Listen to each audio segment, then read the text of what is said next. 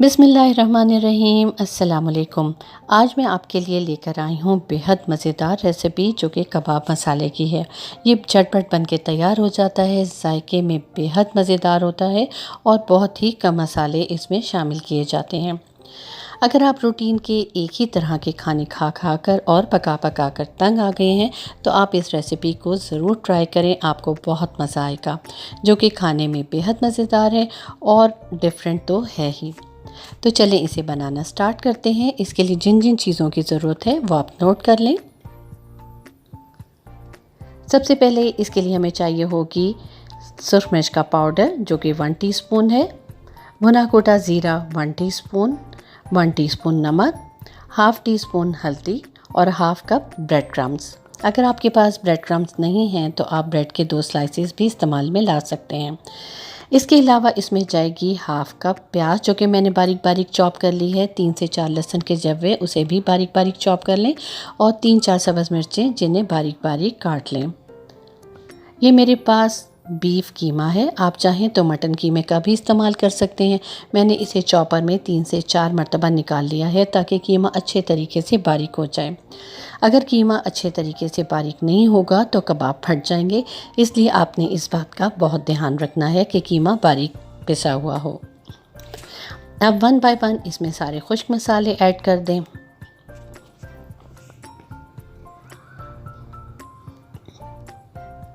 और इन्हें अच्छे तरीके से मिक्स करें।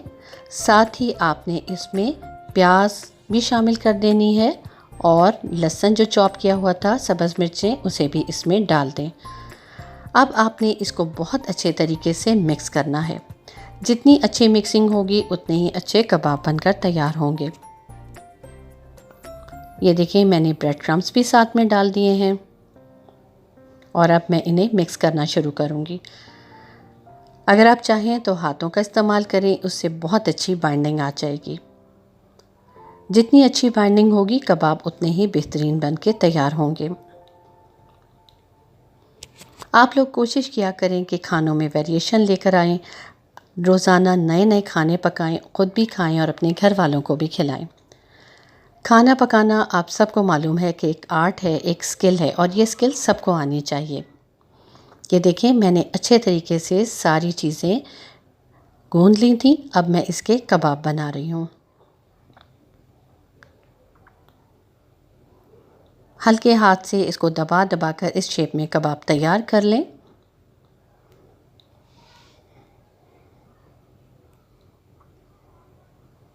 ये देखिए मैंने सारे कबाब तैयार कर लिए हैं। अब इन्हें आधे घंटे के लिए मैं फ्रिज में रख दूंगी और उसके बाद इन्हें बाहर निकाल कर फ्राई करूंगी। अब ग्रेवी के लिए मसाला तैयार कर लेते हैं। इसके लिए जो जो चीज़ें चाहिए वो आप नोट कर लें। कुछ साबुत गरम मसाले चाहिए होंगे जिसमें एक दालचीनी का टुकड़ा, 3 से 4 लौंगे और इसके अलावा इसमें एक बड़ी इलायची डालेंगे। पिसा हुआ धनिया 1 टीस्पून, सुरख मिर्च पाउडर 1 टीस्पून, हल्दी हाफ़ टी स्पून, सफ़ेद ज़ीरा 1 टीस्पून, नमक 1 टीस्पून। नमक आप अपनी पसंद के हिसाब से बढ़ा या कम भी कर सकते हैं। ये मैंने 2 टमाटर ले लिए थे और साथ ही एक बड़ी प्याज ली थी, 3 सब्ज़ मिर्चें ली थी और उसने ब्लेंडिंग जार में डालकर ब्लेंड कर लिया था। साथ ही इसमें 1 कप दही जाएगा और 1 टेबलस्पून अदरक लहसुन का पेस्ट भी इसमें शामिल करेंगे। अब इसे बनाना स्टार्ट करते हैं। एक पैन में आप 1 टेबलस्पून कुकिंग ऑयल ले लें। अगर आप चाहें तो कुकिंग ऑयल का इस्तेमाल ज़्यादा भी कर सकते हैं। अब इसमें ये साबुत गरम मसाले डालें और इन्हें अच्छे से फ्राई कर लें। चूल्हे का फ्लेम स्लो रखें वरना ये मसाले जल जाएंगे। मिक्स करें इसे।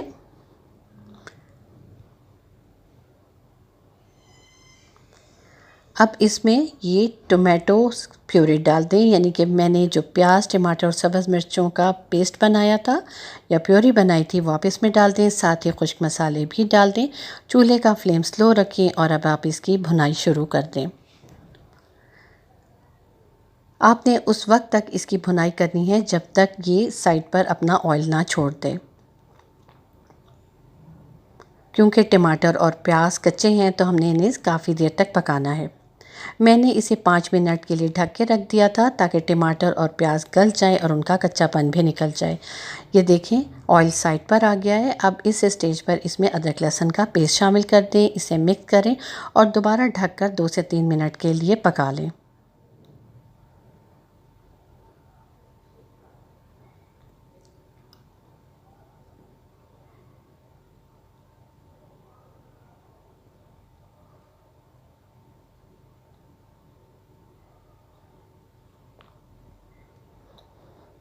दो मिनट के बाद इसका मैंने कवर हटा दिया है। आप देख सकते हैं कि मज़ीद ऑयल साइड पर आ गया है। अब इसमें दही शामिल कर दें। मैं आपके साथ एक टिप शेयर करने जा रही हूँ कि जब भी आप किसी ग्रेवी के लिए दही का इस्तेमाल करें तो दही को बहुत अच्छे तरीके से पहले फेंट लें और चूल्हे का फ्लेम लाजमी स्लो रखें। अगर आप ऐसा नहीं करेंगे तो इसका टेक्सचर क्रीमी नहीं होगा और ये फटा फटा सा सालन बनकर तैयार होगा। ये देखिए मैंने 2 से 3 मिनट इसकी अच्छे से भुनाई की है। दही का पानी खुश्क हो गया है, ऑयल साइड पर आ गया है और टमाटर और प्याज का जो एक मिक्सचर था वो भी बहुत अच्छे तरीके से भुन चुका है।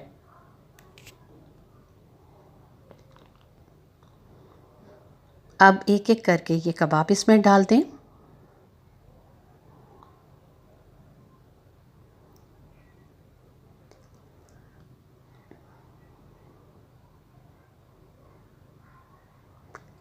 अभी आपने चूल्हे का फ्लेम स्लो ही रखना है।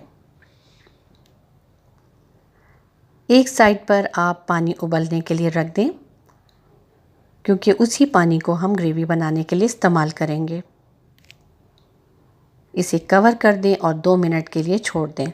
2 मिनट के बाद मैंने कवर हटाया है। अब आपने इन कबाबों को बहुत हल्के हाथ से पलटना है ताकि ये टूटने ना पाएँ और चारों तरफ से ये फ्राई हो जाएं। आपने इसी मसाले में इन कबाबों को फ्राई करना है ताकि इसके जूसेस इसके अंदर ही रहें, ताकि ग्रेवी बहुत ही टेस्टी बने।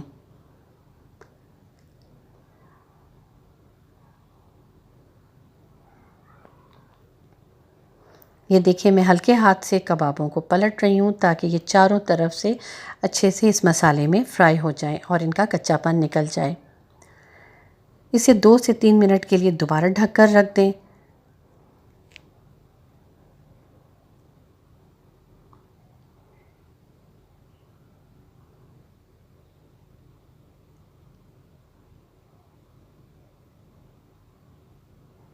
ये देखिए मैंने 2 मिनट के बाद इसका कवर हटाया है और इसे अच्छे से फिर मिक्स कर लिया है। कबाब फ्राई हो चुके हैं। अब मैं इसमें 1 गिलास भर के उबलता हुआ पानी डाल रही हूँ। आपने ठंडे पानी का इस्तेमाल नहीं करना, गर्म पानी ही डालें, इससे ग्रेवी का कलर बहुत अच्छा आएगा। साथ ही 3 से 4 सब्ज़ मिर्चें डाल दें, उनके सेंटर में कट लगा दें ताकि सब्ज़ मिर्चों की खुशबू मसाले में बहुत अच्छे से आ जाए। हल्के हाथ से मिक्स करें। चूल्हे का फ्लेम मीडियम टू स्लो कर दें और अब आप इसे कवर करके 10 मिनट के लिए पकने के लिए रख दें ताकि कबाब अच्छे तरीके से गल जाएं और उसका सारा फ्लेवर इस मसाले में आ जाए।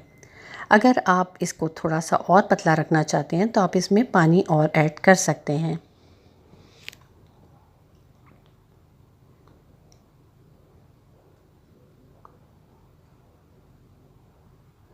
ये देखिए मैंने 10 मिनट के बाद चूल्हा बंद कर दिया था, इसका ढक्कन हटाया है। आप देख सकते हैं कि ऑयल साइड पर आ गया और कितना खूबसूरत कलर बनके तैयार नज़र आ रहा है। अब इसमें आप 1 टीस्पून पिसा हुआ गरम मसाला डाल दें, साथ ही कुतरा हुआ सब्ज़ धनिया डालें, मिक्स करें और इसे डिश आउट करें।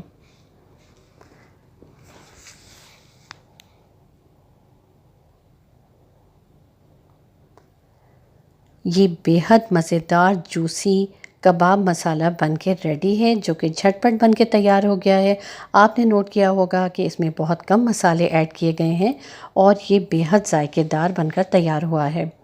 आप इसे गरम गरम चपाती के साथ खाएं या नान के साथ खाएं या फिर तंदूरी रोटी के साथ, ये बेहद मज़ेदार लगेगा। इसी तरह की रेसिपीज़ डेली ट्राई किया करें, अपने घर वालों को भी खुश रखा करें, ख़ुद भी खुश रहें और इन रेसिपीज़ को फॉलो करते हुए मज़े मज़े के खाने बनाया करें। मुझे उम्मीद है कि आपको आज की रेसिपी बेहद पसंद आई होगी। आप इसे ज़रूर ट्राई कीजिएगा। कमेंट सेक्शन में मुझे बताइएगा कि ये कैसी बन के तैयार हुई।